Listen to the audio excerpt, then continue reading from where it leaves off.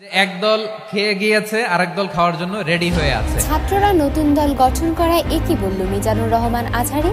একদল খেয়ে গেছে, আরেক দল খাওয়ার জন্য রেডি হচ্ছে। আসলেই তো সত্যি কথা বলেছেন আজহারী হুজুর। দর্শক, বিস্তারিত পুরো প্রতিবেদনে ভিডিওতে একটি লাইক দিয়ে চ্যানেলটিকে সাবস্ক্রাইব করে দিন। আগস্টে ছাত্রদের গণ আন্দোলনের মাধ্যমে স্বৈরাচার সরকার শেখ হাসিনার পতন হয়, আর পতনের পরপরই দেশ ছেড়ে পালিয়ে গিয়েছিলেন তিনি। আর বর্তমানে স্থায়ী কোনো সরকার না থাকায় অন্তর্বর্তীকালীন সরকারের উপদেষ্টা হিসেবে দায়িত্ব পালন করছেন ডক্টর ইউনূস, আর তারই আরেক উপদেষ্টা ছিলেন নাহিদ ইসলাম। তবে সে ইতিমধ্যে উপদেষ্টার পদ থেকে পদত্যাগ করেছেন। পদত্যাগ করেই নতুন দল জাতীয় নাগরিক পার্টি গঠন করেছে।